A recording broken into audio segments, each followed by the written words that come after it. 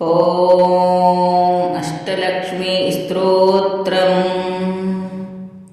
सुमनतवन्दित सुन्दरि माधवी चन्द्र सहोदरि हेममये मणुगणमण्डित मोक्षप्रदायनि मञ्जुलभाषनि वेदनुते पङ्कजवासनि देवसुपूजित सद्गुणवर्षनि शान्तियुते। जय जय हे मधुसूदन कामनि आदिलक्ष्मी सदपालय माम् आदिलक्ष्मी सदपालय माम्। ऐकलिकल्मषनाशिनि कामनि वैदिकरूपनि वेदमये क्षीरसमुद्भव मङ्गलरूपणि मन्त्रनिवासिनि मन्त्रनुते मङ्गलदायनि अम्बुजवासनि देवगणाश्रितपादयुते। जय जय हे मधुसूदन कामनि धान्यलक्ष्मी सदपालय माम् धान्यलक्ष्मी सदपालय माम्।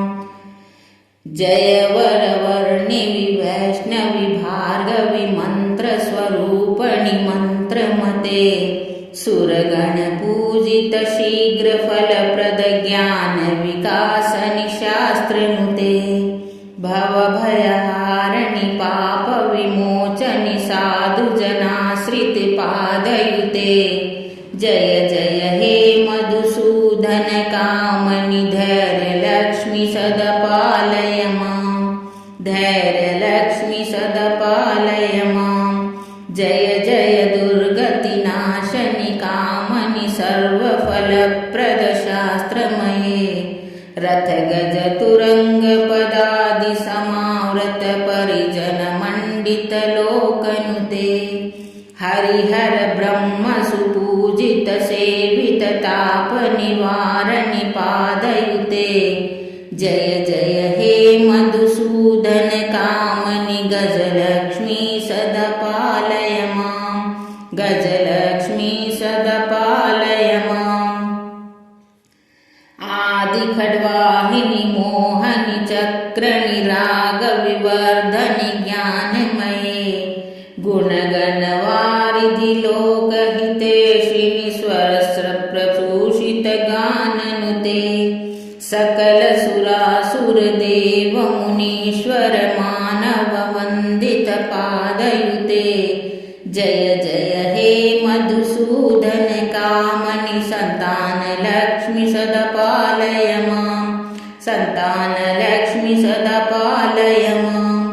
जय कमलासनि सद्गतिदायनि ज्ञानविकासनि ज्ञानगानमये अनुदिनमर्चित कुङ्कुमधूसरभूषित वासित वाद्यनुते कनकधारे स्तुति वैभव वन्दित शङ्कर देशिक मान्यप्रदे। जय जय हे मधुसूदन कामनि विजयलक्ष्मी सदपालय माम् विजयलक्ष्मी सदपालय माम्। प्रणत सुरेश्वरि भारति भार्गवि शोकविनाशनि रत्नमये मणिमय पूजित कर्णविभूषण शान्ति समावृत हास्यमुखे नवनिधिदायनि कल्मितहारिणि कामितफलप्रद हस्तयुते। जय जय हे मधुसूदन कामनि विद्यालक्ष्मी सदपालय माम् विद्यालक्ष्मी सदपालय माम्। धिमि धिमि धिम धिमि धिम धिमि धिम धिमि धुम धिमि नाद सम्पूर्णमये घुम घुम घुम घुम घुम घुम घुम घुम शङ्ख निदान सुधाननुते वेद पुराणेत्यास सुपूजित वैदिक मार्ग प्रदर्शयुते। जय जय हे मधुसूदन कामनि धनलक्ष्मी सदपालय माम् धनलक्ष्मी सदपालय माम् धनलक्ष्मी सदपालय माम्। ॐ श्री महालक्ष्मी अष्टकम्। ॐ नमस्तु महामाये श्रीपीठे सुरपूजिते शङ्खचक्रगदाहस्ते महालक्ष्मी नमोऽस्तुते। नमस्ते गरुडारूढे कोलासुरभयङ्करी सर्वपापहरे देवी महालक्ष्मी नमोऽस्तुते। सर्वज्ञे सर्ववरदे सर्वदुष्टभयङ्करी सर्वदुःखहरे देवी महालक्ष्मी नमोऽस्तुते। सिद्धिबुद्धिप्रदे देवी भुक्तिमुक्तिप्रदायिनी मंत्रमूर्ते सदा देवी महालक्ष्मी नमोऽस्तुते। आद्यरहिते देवी आदिशक्ति महेश्वरी योग्ये योगसम्भूते महालक्ष्मी नमोऽस्तुते। स्थूलसूक्ष्ममहारौद्रे महाशक्ति महोदरे सर्वपापहरे देवी महालक्ष्मी नमोऽस्तुते। पद्मासनस्थिते देवी परब्रह्मस्वरूपिणी परमेशी जगन्माता महालक्ष्मी नमोऽस्तुते।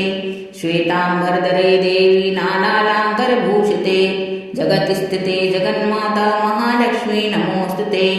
महालक्ष्म्यष्टकं स्तोत्रं यः पठेत् तृतीयमात्रं सर्वसिद्धिमवाप्नोति राज्यं प्राप्नोति सर्वदा। एकाकाले पठे नित्यं महापापविनाशनं द्विकालं यः पठे नित्यं धनधान्यसमान्वितं त्रिकालं यः पठे नित्यं महाशत्रुविनाशनं। महालक्ष्मी भवे नित्यं प्रसन्नवरदा शुभम्।